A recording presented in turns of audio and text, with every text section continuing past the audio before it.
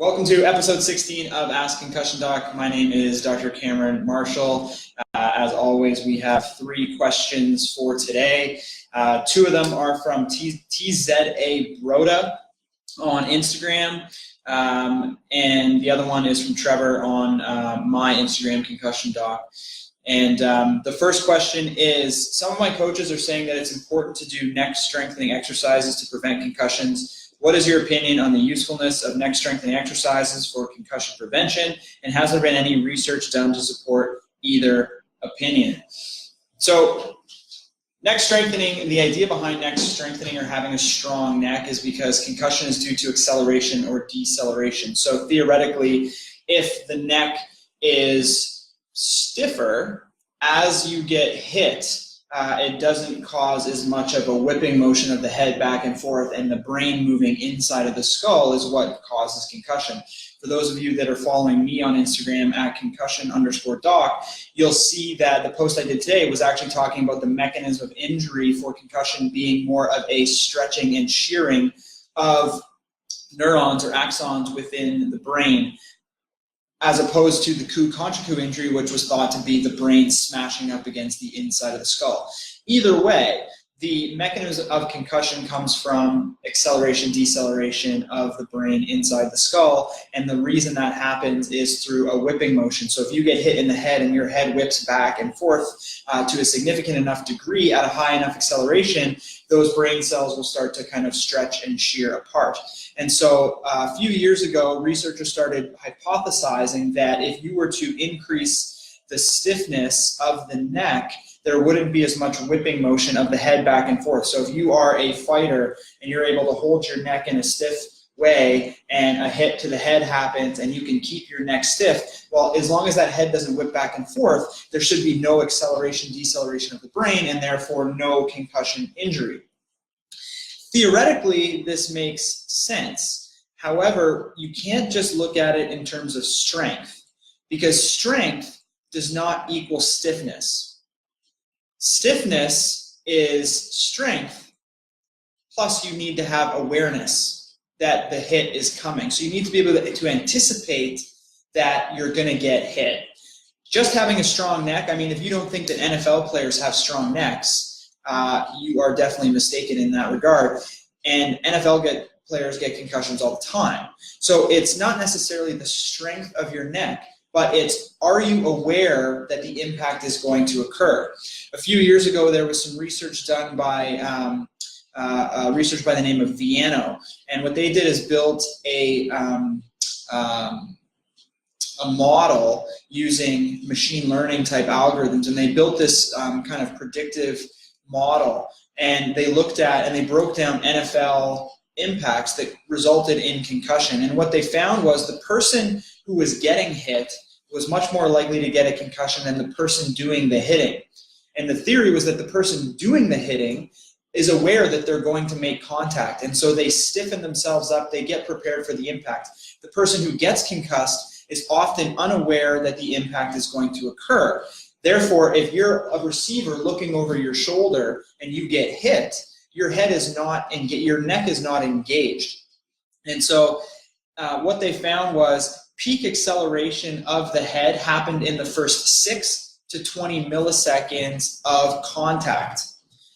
If you look at the research around concussion, you find that, if you look at the research around neck stiffness and neck strength, it takes between 150 to 300 milliseconds to even initiate contraction of the muscles in your neck.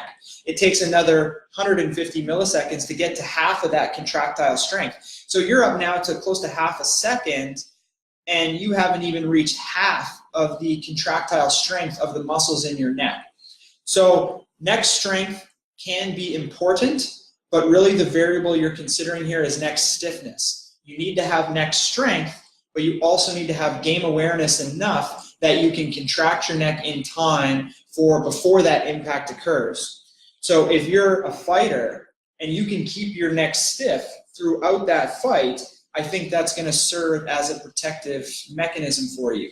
If you're playing a more dynamic sport when you could get hit from all angles and you're not sure when that hit's going to come from, and you have to keep your neck loose to understand where that hit may come from, you're not going to be able to tighten up in time if you're not aware that that hit is going to come. And you need at least probably about a second of leeway in order to contract your neck quick enough for the strength of your neck to actually make any type of difference whatsoever. So for those dynamic sports, I tend to preach more of a game awareness and kind of a neuromuscular facilitation, being able to work on contracting quickly more so than the ultimate just strength of your neck.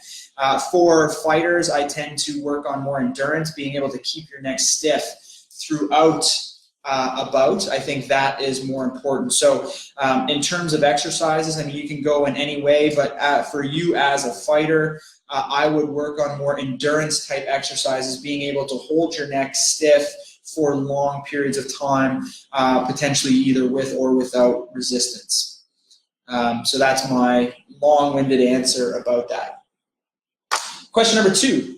Same person, TCA Broda on Instagram. You explained that there's a drop in energy levels in the brain when a concussion happens. So I am wondering if you know of any research regarding any supplements that may be helpful in restoring energy levels. I came across some articles online saying that creatine supplementation might be useful. Is this accurate, and are there any other supplements that may be useful? So yes, this is probably the one supplement that has intrigues a lot of people in terms of ATP usage. So what creatine monohydrate helps to do is helps to increase ATP production in the muscles, and that's why it's effective for people who are doing weightlifting, and that's how it increases body mass, because when your muscles would normally fatigue, they're able to pump out those last few reps, which ultimately leads to greater hypertrophy of the muscles, and that's why it's used in bodybuilding. Now, at the same token, the theory is that it might also be able to increase ATP within the brain. So concussion results in this ATP energy crisis, and so they've been studying creatine for a few years now,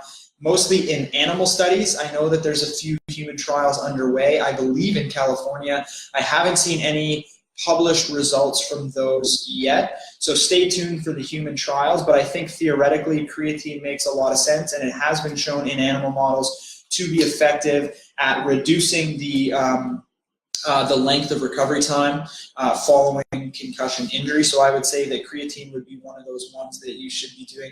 And it might actually help to be taking that ahead of time as well, just because if you're increasing the stores ahead of time, if an injury does occur, it can be helpful at the back end.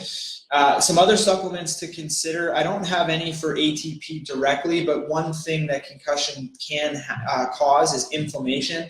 Obviously, any injury is going to cause kind of an inflammatory response. Sometimes that inflammation can get a bit of a hand and can kind of beget more inflammation, and becomes this cyclical process. And so typically what we recommend immediately post-injury is trying to avoid foods that are known to be pro-inflammatory. So things like dairy, gluten, alcohol, refined sugars, those types of things can create inflammatory responses within the body. And if you have any type of injury and you increase that inflammation, that could increase the long-term effects of the concussion injury. So typically for us, we tend to, there's some evidence too on caloric restriction and that type of thing. So we typically go to this kind of avoiding of pro-inflammatory foods. There's other supplements such as magnesium, which can help to, if your magnesium stores are sufficient, it can actually help to prevent as much of an ATP decline. So this is one of those ones, magnesium would be one you should be taking prior to the injury to help keep those magnesium levels high. There's all sorts of these ones. There's ones that can reduce inflammation, omega-3 fatty acids following concussion, and also before concussion have been shown to be effective in, again, animal studies. Some people are proponents of a high dose of omega-3s immediately following injury, very, very, very high dosage. I'm not sure if that's necessary. Those are mostly theoretical at this point from severe brain injury cases. So there's a lot of interest in the supplement space. We actually have a sport naturopath who's part of the advisory board for Complete Concussion Management. He does our entire nutrition lecture, which is about 3 hours long. And I don't think that's in the level 1, but if you are interested in that, in our clinical certification course, there's a full-on module where he talks about all sorts of different supplements and all the evidence to support or refute those. So I'm not necessarily the expert on the supplement side. This is kind of secondhand regurgitation of what I've learned from him and stuff that I commonly recommend to my patients have been found to be effective. So not an exhaustive list, but definitely creatine there is some evidence on in the animal studies, and there are human trials underway right now.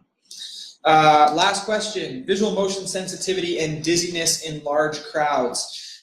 Any advice? I think this is extremely common for patients. I think the majority of my patients will report dizziness in crowds. They'll also report dizziness in shopping malls and supermarkets, walking up and down the aisles, as well as potentially riding in cars or driving.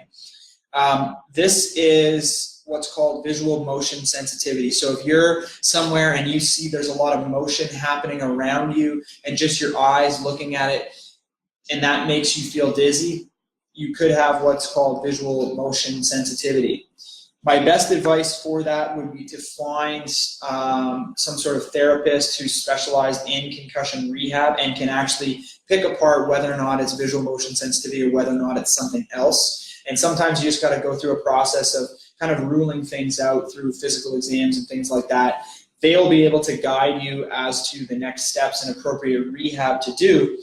One of the rehab tools, though, that you can use without even necessarily having a therapist prescribe it to you is actually exposure type therapy. So exposing yourself to the stimulus that increases your symptoms is becoming more well known in the concussion space, and it's basically it's habituation and adaptation to the stimulus that is provoking. So if you find that being in large crowds is tough and there's a lot of motion going on, by exposing yourself to large crowds more and more, your brain gets used to that and it stops being so provocative for you. And so that's one of the therapies that we commonly recommend for visual motion sensitivity.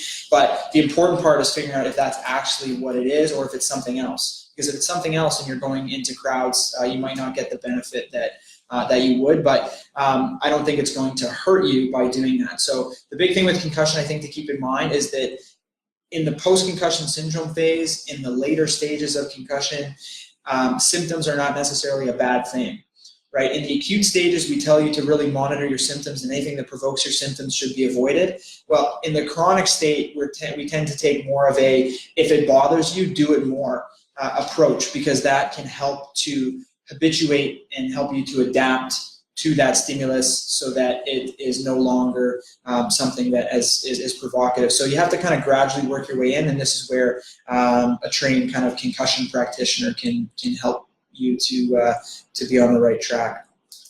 Did anything come up during that? All right. Thanks everyone for joining. That was episode 16. If you missed us live, you can always see our videos on YouTube, and you can listen to us on a podcast on Apple Podcasts as well as SoundCloud. Thank you.